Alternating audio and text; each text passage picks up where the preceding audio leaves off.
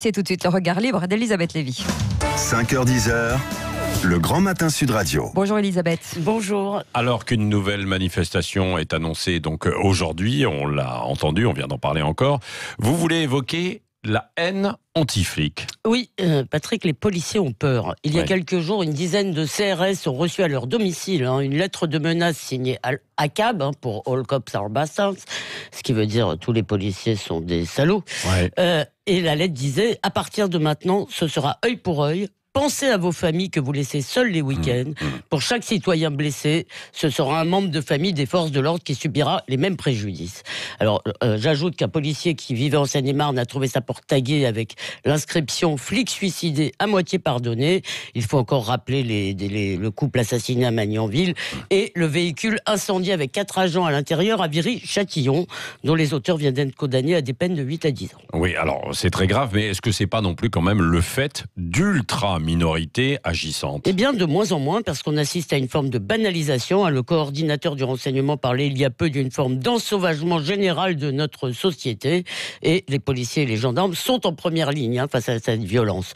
Le plus grave, c'est que des responsables politiques et syndicaux l'excusent presque. On se rappelle l'affiche de la CGT où on voyait un policier avec la matraque ensanglanté qui venait de frapper un enfant.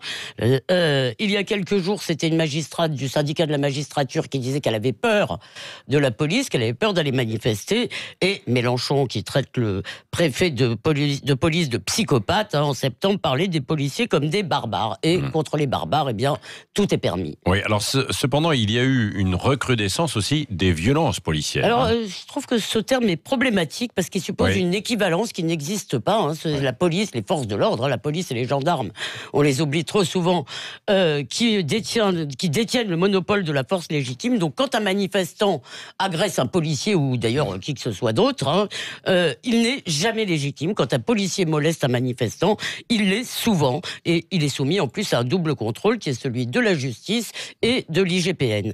Mais depuis Malik Oussekine, il y a une sorte de dissymétrie paradoxale en réalité. C'est que la doctrine, c'est zéro violence, quelles que soient les provocations.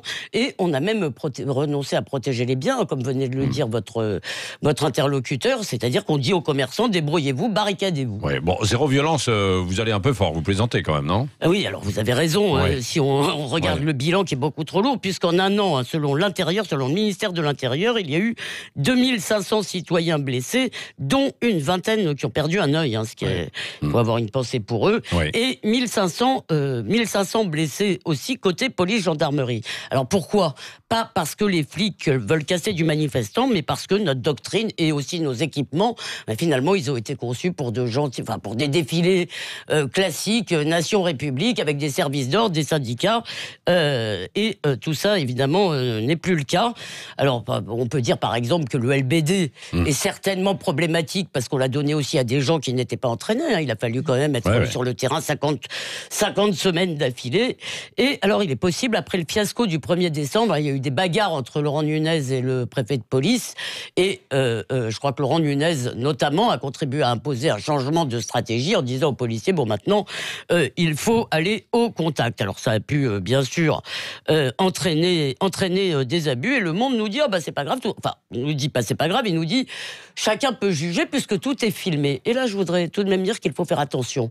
Quelque chose qui est filmé, on voit pas ce qui s'est passé avant, on voit pas ce qu'il y a autour. Donc, chacun ne peut pas être juge. Alors, que demandent les policiers? Eh bien, d'abord, ils demandent que leurs agresseurs soient sanctionnés de façon un peu plus dure que, par exemple, pour Viry-Châtillon, 8 à 10 ans. Pour une tentative de meurtre, ça n'est peut-être pas cher payé. Ils veulent aussi qu'on se rappelle qu'ils ne sont pas les ennemis de la République, mais qu'ils sont ses garants, et peut-être plus que tout, ils veulent qu'on se rappelle qu'ils sont aussi des êtres humains. Merci.